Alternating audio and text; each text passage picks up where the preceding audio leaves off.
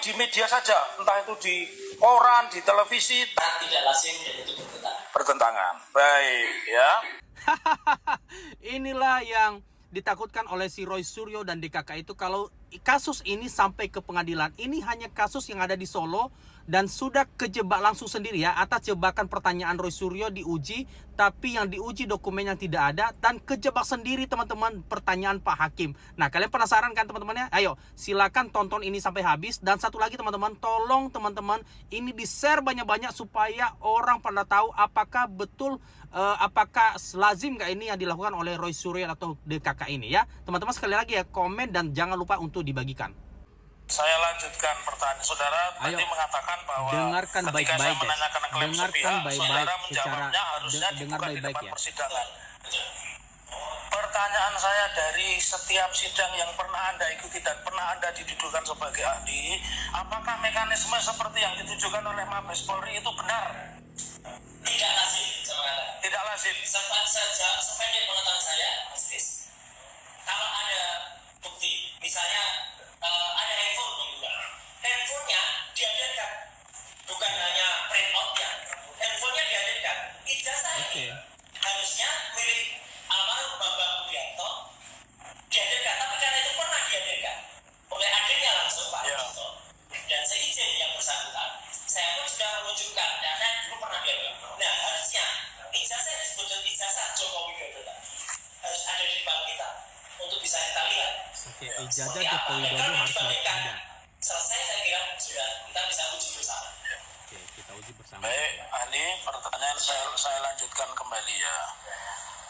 Jika demikian, apabila dokumen yang dipersoalkan publik itu tidak pernah diuji pengadilan, menurut ahli, apakah itu berpotensi menimbulkan konflik dan ketidakpastian? Secara, saya hanya bisa menjawab secara teknologi. Ya, secara kapasitas ilmu Anda saja. Artinya dokumen itu tidak bisa diverifikasi, tidak bisa diidentifikasi, bahkan tidak bisa diidentifikasi. Artinya itu tidak bisa dipastikan.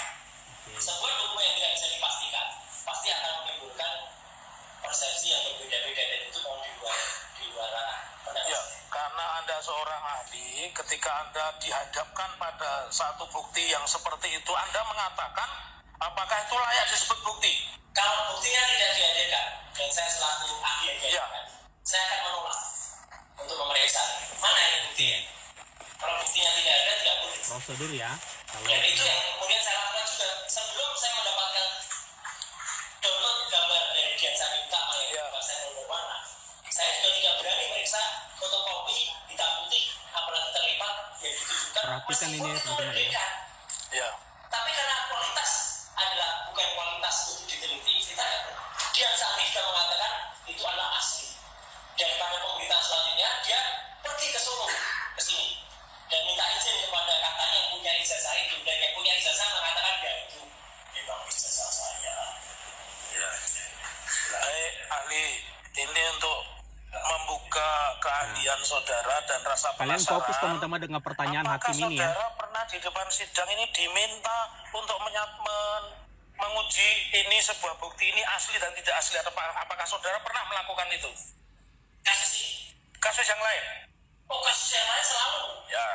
Selalu ada buktinya, bahkan selalu ada digital evidence ya. Karena undang-undang ITE pasal 5 ayat 1. Bukti digital itu bukan hanya print out. Bukti digital itu adalah dari file asli digital yang ada, dan kemudian itu ada hash-nya. Hash itu adalah identifikasi dari file digital yang ada. Jadi kapasitas Anda ketika Anda diminta untuk menguji, berarti barang yang diuji yang asli atau tidak asli dihadapkan di depan saudara. Dihadapkan sehingga kita bisa menguji yang asli dibandingkan yang tidak asli. Hasilnya adalah satu asli, Nah, ini satu perhatikan tidak nih asli, guys. atau tidak asli dua-dua. Perhatikan pertanyaan Kenapa terakhir. saya tanya itu untuk menguji pertanyaan kaitannya dengan peristiwa hari ini. Apakah menurut saudara Ini dia. tindakan yang menyatakan bahwa ijazah ini asli, tapi di media saja, entah itu di koran, di televisi, tanpa membuka dokumen fisik di pengadilan, bertentangan dengan proses pembuktian yang pernah Anda lakukan di depan persidangan? Sangat tidak lazim dan itu Bertentangan.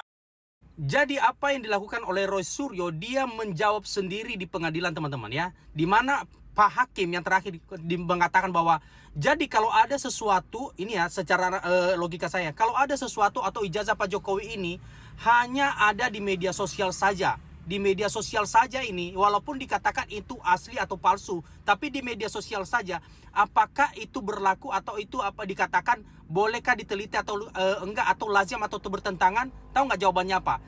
Tidak lazim dan bertentangan katanya. Inilah yang dia takutkan guys ya, karena Pak Hakim itu bukan orang biasa, orang-orang apa gitu ya kan. Mereka itu udah paham bagaimana cara trik untuk membongkar apakah betul yang kamu lakukan atau enggak. Nah teman-teman, ini yang harus kita luruskan kepada masyarakat supaya jangan sampai mereka ini jadi pengikut orang-orang yang agak-agak sedeng begini teman-teman ya.